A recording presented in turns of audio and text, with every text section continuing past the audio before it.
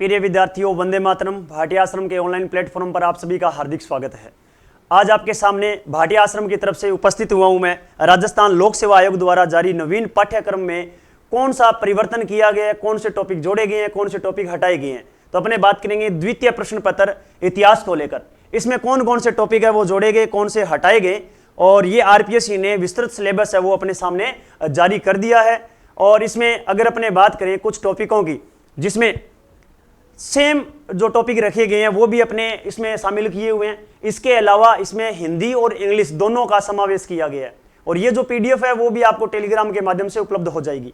तो देखिए, अपने चलते हैं पहले उच्च माध्यमिक स्तर में कौन कौन सा परिवर्तन किया गया है। अगर अपने सिलेबस की पहली अगर लाइन देखें तो वो है प्राचीन भारत के स्रोत, साहित्यिक, पुरातात्विक, विदेशी यात्रियों का विवरण, और इसमें कोई परिवर्तन नहीं किया गया। दूसरा अपना टॉपिक है सरस्वती सिंधु सभ्यता, ये अपने पढ़ते आ ही रहे थे। हड़प्पा सभ्यता है, उसकी उत्पत्ति, विस्तार, पतन, पुरातात्विक स्थलों के बारे में खूब बढ़िया तरीके से पढ़ते थे। लेकिन यहां अपने को एक जानकारी मिलती है और वो ये है विशेषताएं। तो ये एक नया टॉपिक जोड़ दिया गया है, वो है अपनी विशेषताएं। तो विशेषताएं हालांकि अपने पहले पढ़ते ही थे, लेकिन फिलहाल ये इसमें इंक्लूड कर दिया गया। अगर अपने बात करें तीसरे पॉइंट की, तो वो है राज्य निर्माण और शहरीकरण, जनपदों से नंद तक और सिकंदर का आक्रमण और उसका प्रभाव। जो रेड कलर में यहां समायोजित किए गए हैं और वो है नए जुड़े हुए टॉपिक। तो सिकंदर का आक्रमण और उसका प्रभाव है, ये टॉपिक है वो नया जुड़ा है, जो पहले सिलेबस में नहीं था। अगर अपने बात करें चौथे पॉइंट की, तो चौथे पॉइंट में अपने मौर्य साम्राज्य की बात आती है, स्थापना, विस्तार, प्रशासन, अर्थव्यवस्था, कला और स्थापत्य कला की बात आ रही है। लेकिन 2 पॉइंट और ऐड कर दिए हैं, धर्म और इसका पतन। तो अपने को धर्म और इसके पतन के बारे में जरूर पता होना चाहिए। तो धर्म और पतन जो ऐड किया गया है, तो धर्म के बारे में भी अपने विस्तार से पढ़ना पड़ेगा, और मौर्य वंश का पतन किस तरीके से हुआ था ये भी अपने को पढ़ना पड़ेगा। चलिए चलते अपने आगे। अगला पॉइंट अपना है दिल्ली सल्तनत। दिल्ली सल्तनत में बाकी सब सेम है, स्थापना, विस्तार, प्रशासनिक व्यवस्था, लेकिन यहां पर मेंशन किया है भू राजस्व व्यवस्था, भू राजस्व में नवाचार, समाज और स्थापत्य कला। हालांकि अपने पढ़ते आ रहे थे, फिर भी यहां एक पॉइंट लिखा है ना, आर्किटेक्चर, जो स्थापत्य कला, इस पर अपने को फोकस रखना पड़ेगा, क्योंकि इसमें से प्रश्न आने की बहुत ज्यादा संभावनाएं हैं, और जो नए टॉपिक जुड़े हैं ना उनसे तो और भी ज्यादा संभावित है। चलिए चलते अपने अगला पॉइंट देखते हैं। भारत में क्षेत्रीय शक्तियों का उदय और औपनिवेशिक शासन की स्थापना। यहां देखो भाई, 1707 से 1857, पहले क्या था, 1757 से था, ठीक है। अब 1707 से 1857 तक कर दिया गया है, तो अपने को इतना ही देखना है। और उसके बाद में देखो, ब्रिटिश सर्वोच्चता का विकास पहले भी था। 1857 का विद्रोह, कोई चेंज नहीं है, प्रकृति, घटनाएं, महत्व, परिणाम सेम ही है। अगला आ रहा है पुनर्जागरण। पहले था धर्म सुधार भी था, प्रति धर्म सुधार भी था, लेकिन यहां पर औद्योगिकरण है, ये जो आगे अपने स्नातक स्तर में था उठा के वहां से यहां इसमें शामिल कर लिया गया है। चलिए देखते हैं अपने आगे। आगे है प्रथम और द्वितीय विश्व युद्ध, कारण, घटनाएं, परिणाम पहले था। अगला पॉइंट है लीग ऑफ नेशन और संयुक्त राष्ट्र, पहले से ही शामिल है। राजस्थान के प्रमुख पुरातात्विक स्थल, पहले से ही शामिल है। राजस्थान के राजपूत वंशों का उदय, ये भी पहले से शामिल है। और फिर आता है अपना सल्तनत और मुगल काल के दौरान राजपूत प्रतिरोध। किसकी बात हो रही है, सिर्फ प्रतिरोध की बात हो रही है। एक संबंध वाला टॉपिक था वो हटा दिया गया। अगला जो स्तंभ वाला टॉपिक था संबंध वाला, वो हटा दिया गया। अब आते हैं अपने दूसरे पॉइंट पर, और वो पॉइंट अपना है स्नातक स्तर का। और स्नातक स्तर में है सबसे पहला पॉइंट, ग्रेजुएशन लेवल पर कौन सा अपने सिलेबस में पढ़ रहे थे, तो पहला आता है पूर्व और आद्य इतिहास। प्रागैतिहासिक इतिहास की बात हो रही है, पूरा पाषाण हो गया, मध्य पाषाण है, नव पाषाण है, ताम्र पाषाण है, यहां तक था पहले।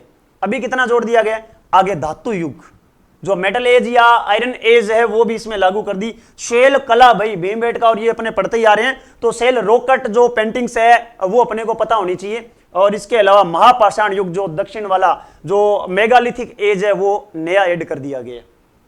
देखते हैं आगे। आगे कह रहा है वैदिक युग।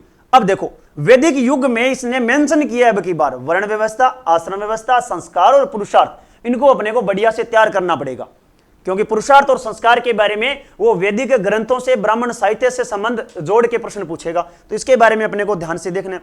अगला आता है 6ठी शताब्दी ईसा पूर्व का धार्मिक पुनरुत्थान। पहले क्या थे, 2 ही थे, जैन धर्म और बौद्ध धर्म। अभी क्या लिखा है इन्होंने, एक पॉइंट डाला है, क्या लिखा है, अन्य। अन्य का मतलब, क्योंकि उस समय अपने 6ठी ईसा पूर्व शताब्दी में पढ़ते हैं कि 64 संप्रदायों का उदय हुआ था, तो अन्य जो जैसे चारवाक हो गए, ठीक है, मोगलीपुत्र गौशाल का नाम आता है, चारवाक का नाम आता है, तो उनके बारे में अपने को पढ़ना पड़ेगा। जो 5 संप्रदाय प्रमुख थे, जो अगर अपने बात करें आजीविक संप्रदाय की, तो उनके बारे में पढ़ना पड़ेगा। नास्तिक संप्रदाय थे, उनके बारे में पढ़ना पड़ेगा। तो अन्य भी अपने को पढ़ने, अब की बार छोड़ नहीं सकते इनको। देखते हैं आगे, चौथा पॉइंट, मुरेतर युग की बात कर रहा है भाई, सुंगों की, कणों की, इंडो यूनानी, कुषाण, पश्चिम सत्र पहले पढ़ते आ रहे हैं, वो सेम सिलेबस में था। अगला देखो भाई, गुप्त युग में क्या परिवर्तन किया। गुप्त युग में राजनीतिक और सांस्कृतिक उपलब्धियां, इसके साथ देखो क्या चीज ऐड की है, समाज, अर्थव्यवस्था, विज्ञान और प्रौद्योगिकी। एक चीज नोट कर लेना, इसमें से प्रश्न श्योर मिलेगा अपने को, कौन सा, विज्ञान और साइंस एंड टेक्नोलॉजी। गुप्त काल की बहुत शानदार साइंस एंड टेक्नोलॉजी है, हिस्ट्री के सभी विद्यार्थी जानते ही हैं। तो ये अपने को विशेष तौर पर तैयार करने पड़ेंगे। ग्रंथ किसके हैं, कौन से सिद्धांत किसने दिए थे, तो ये ध्यान रखना है अभी। अगला आ रहा है वर्धन वंश, सेम टू सेम पढ़ा है, राजनीतिक और सांस्कृतिक उपलब्धियां पूछी हुई है। अगला आ रहा है प्राचीन भारत में विदेशों में भारतीय संस्कृति, पश्चिम एशिया, मध्य एशिया, दक्षिण पूर्व Asia, same to same, ditto का डिट्टो ही पढ़ा है। अगला देखो मध्यकालीन भारत के स्रोत, तो ये अपने पढ़ते आ ही रहे हैं, वो सेम ही पढ़ा है। अगला 8वां पॉइंट देखो, आध्यात्मिक सुधार, भक्ति आंदोलन, सूफीवाद, 7वीं से 16वीं शताब्दी तक जो ये काल में था, कौन सा, भक्ति आंदोलन और सूफी आंदोलन है, वो अपने को दोनों पढ़ने हैं, 7वीं 8वीं वाले, और 16वीं 15वीं 16वीं वाला धार्मिक आंदोलन भी पढ़ना है। तो सेम ही पढ़ा है, उसमें कोई परिवर्तन नहीं है। लेकिन 9वां पॉइंट देखो, इसमें 2 जगह परिवर्तन किए। मुगल साम्राज्य की स्थापना पढ़ते आ रहे हैं, विस्तार पढ़ते आ रहे हैं, मुगल नीतियां पढ़ते आ रहे हैं। लेकिन मुगल नीतियों में देखो नाम क्या लिखा है, यहां देखो, एक लिखा है दक्कन, एक लिखा है राजपूत। ये नया जोड़ा है भाई, क्या जोड़ा है नया, एक तो दक्कन नीति, राजपूतों अपने मुगलों की दक्कन नीति, और मुगलों की राजपूत नीति क्या थी, तो ये अपने को ढंग से देखना पड़ेगा भाई। उत्तर पश्चिम कला, स्थापत्य कला, तो ये तो देखो भाई सल्तनत काल की कला भी इंपॉर्टेंट है, और मुगल काल का भी इसमें मेंशन किया हुआ है, ये भी इंपॉर्टेंट है। तो स्थापत्य कला तो इंपॉर्टेंट है। अगला देखो, मराठाओं का उदय शिवाजी से पेशवाओं तक 1761 तक, ये पहले का जैसा ही मेंशन है। अगला भारतीय संवैधानिक विकास 1773, रेगुलेटिंग एक्ट से 1950, अपने गणतंत्र की स्थापना तक ये अपने को पढ़ने हैं। अगला देखो भाई, अगला कह रहा है ब्रिटिश नीतियां और उनका प्रभाव आर्थिक, पहले इतना था, अब देखो क्या जुड़ा है, प्रशासनिक एवं सामाजिक और सांस्कृतिक। ये पॉइंट भी अपने को प्रशासनिक, ब्रिटिश नीतियों में प्रशासनिक व्यवस्था में क्या सुधार हुए, कौन सी नीतियां लाएगी, वो अपने को प्रमुख रूप से देखनी है। मुझे ये उम्मीद है कि इसमें से श्योर अपने को प्रश्न मिलेगा। और ये तो गांठ ही बांध लो कि जो नए पॉइंट ऐड किए हैं उनमें से प्रश्न मिलेंगे अपने को, तो इनको तो ढंग से तैयार करने ही है, करना तो पूरा सिलेबस ही है, पर इनको थोड़ा सा अपने को ध्यान में रखना है। अगला देखो 19वीं 20वीं शताब्दी में सामाजिक और धार्मिक सुधार, तो ये अपने पढ़ते ही आ रहे हैं। अगला 14वां टॉपिक है राष्ट्रवाद का विकास, 1857 से 1919 पढ़ते आ रहे हैं, पहले जैसा सेम ही है। 15वां कह रहा है क्रांतियां और उनका प्रभाव, कौन सी क्रांति, अमेरिका की, फ्रांस की और रूस की, पढ़ते आ रहे हैं, पहले सेम ही है, कोई ज्यादा दिक्कत वाली बात नहीं है। अगला 16वां इटली और जर्मनी का एकीकरण, पहले से ही पढ़ते आ रहे हैं। 1857 के विद्रोह में राजस्थान की भूमिका, तो राजस्थान की भूमिका भी पढ़ते आ रहे हैं, 1857 की क्रांति भी पढ़ते आ रहे हैं। अगला देखो भाई राजस्थान में आदिवासी व किसान आंदोलन, पढ़ते आ रहे हैं, पढ़ना भी है। अगला देखो राजस्थान की प्रशासन और राजस्व व्यवस्था, नया टॉपिक ऐड किया है और गजब का पोर्शन है ये, और गजब के प्रश्न बनेंगे इसमें से, जैसे भैया होगी, अभिलेख होगी, प्रशस्तियां होगी, इनसे ये प्रश्न बनेगा भाई। तो ये राजस्थान के प्रशासन और राजस्व व्यवस्था, इसमें से अपने को प्रश्न देखने को मिलेंगे, तो ये बढ़िया से अपने को तैयार करना है। अगला ये देखो भाई, ये अपने ऐड किया है, इसमें से क्या हटाया गया, देखो मुगल राजपूत संबंध, अपने क्या पढ़ा था, मुगल और राजपूतों या राजपूतों का मुगलों के प्रति प्रतिरोध, मतलब प्रतिरोध तो सेम टू सेम पड़ा है, लेकिन राजपूतों के जो संबंध है वो हटा दिया गया। कौन से, मानसिंह, राय सिंह, मिर्जा राजा जय सिंह और जसवंत सिंह, इनको हटा दिया गया, मतलब उनके साथ में जो संबंध वाला पॉइंट था वो हटा दिया, प्रतिरोध वाला एज इट इज पड़ा है। चलें आगे, वो है स्नातकोत्तर, पोस्ट ग्रेजुएशन लेवल पर अपने देखें तो यहां देखते हैं पहला ही पॉइंट इन्होंने नया ऐड किया, क्या, प्राचीन भारत में शिक्षा प्रणाली। ध्यान रख लेना, जो विश्वविद्यालय प्राचीन भारत वाले उनमें से प्रश्न से नालंदा, तक्षशिला, विक्रमशिला, बढ़िया से अपने को तैयार करने हैं भैया। अगला देखो मौर्योत्तर युग में समाज और अर्थव्यवस्था संस्कृति पहले से पढ़ते आ रही है। प्रायद्वीपीय भारत में कौन कौन से, सातवाहन, संगम युग, चालुक्य, पल्लव, चोल, राष्ट्रकूट, इनका साहित्य, समाज, प्रशासन, अर्थव्यवस्था, संस्कृति, राजनीति, तो ये तो सेम टू सेम है जो पहले था। अगला देखो ये पूरा का पूरा टॉपिक ही नया दिया गया, कौन सा, धार्मिक प्रथाएं, मंदिर वास्तुकला और मूर्तिकला। भैया मूर्तिकला में अपने को ध्यान में रखना है, और मंदिर वास्तुकला में जो अगर अपने पढ़ते हैं तो तीनों शैलियां, नागर है, द्रविड़ है, वेसर है, वो सारी की सारी अपने को ढंग से करना पड़ेगा, क्योंकि गुप्त काल से अगर अपने देखें शिखर युक्त मंदिर है वो स्टार्ट हुए, हालांकि मौर्य काल से ही स्टार्ट हो गए थे मंदिर निर्माण की कला। तो बढ़िया तरीके से इस पॉइंट को तैयार करना है, क्योंकि अलग से मेंशन किया है। अगला देखो, प्रारंभिक मध्यकालीन भारत में समाज और सांस्कृतिक विकास पहले से ही ऐड है। मुगलों की प्रशासनिक व्यवस्था में परिवर्तन, राजस्व प्रणाली, सैन्य प्रशासन, मनसबदारी और जागीरदारी व्यवस्था, तो ये पहले से ही मेंशन है। अब देखो ये अगला पॉइंट है वो नया ऐड किया, कौन सा है? दक्कन में क्षेत्रीय शक्तियां और मध्यकाल में उनकी उपलब्धियां। कुल मिलाकर ये दक्कन में क्षेत्रीय शक्तियों किन की बात कर रहा है? जब बाबर आया था उस समय विजयनगर साम्राज्य की बात करता है बाबरनामा में, तो विजयनगर भी अपने को हो सकता है इसमें पढ़ना पड़ेगा, और इसमें बहमनी साम्राज्य भी अपने को पढ़ना पड़ेगा, क्योंकि ये दक्कन की क्षेत्रीय शक्तियों की बात कर रहा है। तो मुगल काल के समय या दक्कन में इस समय अगर क्षेत्रीय शक्तियों में विजयनगरी था, एक बहमनी था, तो इनके बारे में भी अपने को पढ़ना पड़ेगा भाई इसमें। अगला देखो, 19वीं शताब्दी में शिक्षा और प्रेस का विकास पहले से पढ़ रही हैं। अगला है गांधीवादी युग, ये तो भाई फेमस टॉपिक ही है। इतिहास का विद्यार्थी अगर गांधी युग ना पढ़े तो फिर क्या पढ़े? तो अगला है गांधी और राष्ट्रीय आंदोलन। राष्ट्रीय आंदोलन में जवाहरलाल नेहरू, सुभाष चंद्र बोस, मौलाना आजाद, वल्लभ भाई पटेल, राजगोपालाचारी और राजेंद्र प्रसाद, भीमराव अंबेडकर की भूमिका और उनका योगदान। तो ये तो अलग अलग अपने को स्पेसिफिक दिए हुए इन व्यक्तित्व के बारे में अपने को ध्यान में रखना है। अगला देखो, ये नया टॉपिक है, ऐड कर दिया स्वतंत्रता की ओर भारत का विभाजन। तो ये भी अपना नया ऐड किया हुआ पॉइंट है, इसको भी ढंग से किनसे? एनसीईआरटी और आरबीएसई से पढ़ना पड़ेगा। जितने भी फर्स्ट ग्रेड के पेपर हैं सब में एनसीईआरटी और आरबीएसई, हिंदी ग्रंथ अकादमी, ऑथेंटिक बुक पढ़नी पड़ेगी भाई। अगला देखो 11वां पॉइंट देखो, ये भी नया ऐड किया, क्या है? राजनीतिक, सामाजिक, आर्थिक, विज्ञान और प्रौद्योगिकी विकास की समझ स्वतंत्रता के बाद 2000 तक। ये भाई पूरा का पूरा नया टॉपिक है, और ये अपने लिए अगर अपने देखें ना तो राजस्थान बोर्ड की एक किताब आती है स्वतंत्रता के बाद भारत, वो अपने को देखनी पड़ेगी, स्वतंत्रता के बाद से 2000 तक। तो इसमें सारी नीतियां आएगी।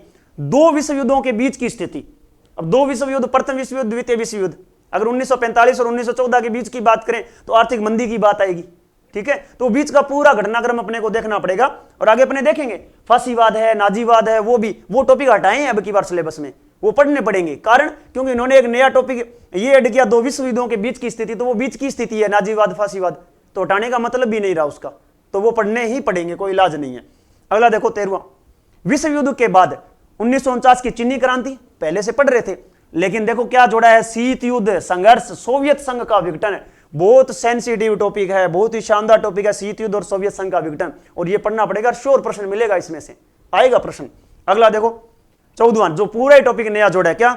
नए रुझान और चुनौतियां 2000 तक, सन 2000 तक, वैश्वीकरण, उदारीकरण और सामाजिक पर्यावरणीय मुद्दे। बहुत ही शानदार टॉपिक है, वैश्वीकरण, उदारीकरण और सामाजिक पर्यावरणीय मुद्दे, तो ये भी अपने नया जुड़ा हुआ टॉपिक है। चलिए देखते हैं अगला 15वां, राजस्थान के इतिहास के स्रोत, पहले से पढ़ ही रहे हैं, पुरातात्विक, अभिलेख और साहित्य, ठीक है? अगला देखो, राजस्थान में जागृति, सामाजिक परिवर्तन और राजनीतिक जागृति, जितने भी राजनीतिक संगठन बने हैं उनके बारे में प्रश्न आता ही है, या तो सम्मेलन का पूछ लें कहां आयोजित हुआ, और या उस संगठन की स्थापना किसने की, अध्यक्षता किसने की, ये पूछते हैं। अगला देखो भाई, रिलीजियस रिफॉर्म्स, राजस्थान के धार्मिक सुधार, ये पॉइंट इन्होंने ऐड कर दिया, ठीक है? और पहले क्या? कला, वास्तु और चित्रकला, ये था, इतना ही पढ़ते थे अपने, कला, वास्तुकला, चित्रकला। अब की बार धार्मिक सुधार भी इन्होंने ऐड कर दिया, तो ये नया ऐड टॉपिक है। अब देखो इसमें से हटाए कौन कौन से, देखो पूर्व मध्यकालीन भारत में सामाजिक सांस्कृतिक जीवन और उसका विकास, राजपूत काल की बात कर रहा था, ये हटा दिया। कौन सा? सिर्फ सामाजिक सांस्कृतिक जीवन की बात कर रहा है। अगला देखो, सामाजिक सुधार व भारत में दलित और महिलाओं का उत्थान, ये पॉइंट भी उन्होंने हटा दिया। अगला है जर्मनी में नाजीवाद, इटली में फांसीवाद, इसकी बात कर रहा था मैं। जब दोनों विश्व युद्धों के बीच की स्थिति की बात कर रहे हैं तो ये दोनों तो पढ़ने पड़ेंगे, तो फिर इसको हटाने का कोई तुक ही नहीं रहा। अगला देखो, अरब देश, अफ्रीका और दक्षिण पूर्वी एशिया में राष्ट्रीय आंदोलन, तो ये राष्ट्रीय आंदोलन था, ये हटा दिया गया, उपनिवेशवाद और साम्राज्यवाद के विरुद्ध जो राष्ट्रीय आंदोलन था। चलिए चलते हैं अपने आगे, देखते हैं। अब आता है अपना अगला पार्ट, वो है पेडागोजी। तो शिक्षा शास्त्र में बात करें तो इसमें ऐड होने वाले टॉपिक हैं, देखो संचार कौशल तो पढ़ ही रहे थे अपने, पहला पॉइंट तो अपना शिक्षा शास्त्र और शिक्षण अधिगम सामग्री, तो ये तो अपना सिलेबस का इसका पॉइंट है। अगला देखो, पहला इसमें था संचार कौशल और विभिन्न मौखिक और गैर मौखिक कक्षा संचार रणनीतियों का उपयोग। भाई ये प्रश्न पूछते थे, पहले भी पूछते थे कि कौन सी मौखिक है, कौन सी गैर मौखिक है, लेकिन अब की बार इन्होंने विभिन्न मौखिक और ये ऐड कर दिया, तो अपने को ढंग से रणनीतियों का उपयोग सीखना पड़ेगा, आगे प्रयोग करना भी है स्कूल में। देखो भाई अगला पॉइंट अपना है, और वो है शिक्षण मॉडल, उन्नत आयोजक पहले ही, और पूछताछ प्रशिक्षण, सूचना प्रसंस्करण, इंफॉर्मेशन प्रोसेसिंग की बात कर रहे हैं, तो ये अपने पहले से ही है। अब और क्या जोड़ा है? समूह अन्वेषण, सामाजिक संपर्क, गैर निर्देशात्मक मॉडल, व्यक्तिगत विकास, जरूरी है भाई, ये स्कूल के लिए बहुत ज्यादा जरूरी है। अगला देखो, शिक्षण के दौरान शिक्षण अधिगम सामग्री की तैयारी और उपयोग तो पहले से ही है। और कोऑपरेटिव जो लर्निंग है, सहकारी अधिगम है, फेमस है यार, ये प्रश्न पूछते ही पूछते हैं, तो ये तो पहले से ही है, तो अपने को तो ये ध्यान में रखना ही है। अगला देखो, अगला है अपना, वो है शिक्षण अधिगम में कंप्यूटर और सूचना प्रौद्योगिकी का उपयोग। तो आईसीटी की बात करें, आईसीटी और डिजिटल अधिगम की आवश्यक अवधारणा। तो डिजिटल अधिगम, जो डिजिटल लर्निंग है वो क्या चीज है, वो भी अपने को नहीं पढ़नी है। नया देखो क्या जोड़ा, ई लर्निंग, क्योंकि फेमस है, अभी टेक्नोलॉजी का जमाना है, स्कूल में भी वर्चुअल जो कक्षाएं हैं वो बनाई जा रही है। तो ऑनलाइन कक्षाओं का निर्माण, अगर अपने लॉकडाउन की बात करें उसके बाद में महत्व बढ़ गया है, तो इन्होंने जोड़ा है भाई। अगला देखो, शिक्षण अधिगम टेक्नोलॉजी इंटीग्रेशन इन टीचिंग। तो ये मूल्यांकन की बात कर रहा है, प्रौद्योगिकी का एकीकरण की बात कर रहा है कि आप असेसमेंट में किस तरीके से उसका उपयोग करेंगे। तो नई टेक्नोलॉजी की बात करें तो ये पॉइंट भी अपने को ध्यान में रखना है, शिक्षण अधिगम और मूल्यांकन में प्रौद्योगिकी का एकीकरण, कि आप किस तरीके से प्रौद्योगिकी का प्रयोग करेंगे। तो इस पॉइंट में से अपने हटाए हुए टॉपिक कौन से, देखो पेडागोजी में अग्रिम व्यवस्थापक, संप्रत्य, संप्राप्ति, गजब का प्रश्न आता है इसका, संप्रत्य संप्राप्ति का। एक बार तो देखने में समझ में नहीं आता, ऐसे लगता है कि करें क्या करें क्या, ठीक है, तो ये हटा दिया है। अगला हार्डवेयर व सॉफ्टवेयर की अवधारणा, प्रणाली उपागम, कंप्यूटर सहायक अधिगम, सीएल हटा दिया है, कंप्यूटर सहायक अनुदेशन भी हटा दिया है। इन दोनों में अंतर का, या इन दोनों में से एक प्रश्न आता ही था, हर पेपर में ही आ रहा था, तो ये दोनों हटा दिए गए हैं। तो ये है वो आईसीटी और पेडागोजी में से हटाए हुए जो सिलेबस के बिंदु थे। अब अपने बात करें तो व्याख्याता की परीक्षा के बारे में आपको पता ही है, 300 अंक का पेपर होता है, 3 घंटे की अवधि होती है, 150 प्रश्न आते हैं, तो ये आप सभी को पता ही। और इसके अलावा अगर अपने बात करें तो इसके अलावा भाटिया आश्रम परिवार नए बैचेस प्रारंभ करने जा रहा है, और हिस्ट्री व्याख्याता का बैच है वो चल रहा है। और इसके अलावा जो नए बैचेज हैं, जैसे शारीरिक शिक्षक का जो बैच है उसकी टेस्ट सीरीज है वो 16 सितंबर से लगातार जारी है। सब इंस्पेक्टर का नया बैच स्टार्ट किया जा रहा है, एक चल रहा है, एक नया बैच स्टार्ट हो रहा है 30 सितंबर को। जो कंप्यूटर अनुदेशक, बेसिक कंप्यूटर अनुदेशक है, उसका बैच 6 नवंबर को प्रारंभ किया जाएगा। और समान पात्रता परीक्षा, ये सीनियर सेकेंडरी और स्नातक स्तर दोनों का प्रारंभ किया जा रहा है 30 सितंबर से। और अगर बात करें 4th ग्रेड हाई कोर्ट की, तो ये 2 अक्टूबर से प्रारंभ किया जा रहा है। और इसके अलावा जो अन्य जो बैचेज है वो भी प्रारंभ हो रहे हैं, जिनमें दिल्ली पुलिस कांस्टेबल का है 7565 जो पोस्ट है वो आ रखी है, और इस बैच को हम 2 अक्टूबर से प्रारंभ करने जा रहे हैं। और द्वितीय श्रेणी जो अध्यापक का प्रथम पेपर और द्वितीय पेपर, जिसमें हिंदी, अंग्रेजी, गणित, विज्ञान और सामाजिक विज्ञान का जल्द ही हम प्रारंभ करने जा रहे हैं। तो ये था भाटिया आश्रम परिवार की तरफ से व्याख्याता इतिहास में जो पाठ्यक्रम में परिवर्तन हुआ है उस पर विश्लेषण और उसमें चर्चा। धन्यवाद। जय हिंद, जय भारत, जय राजस्थान।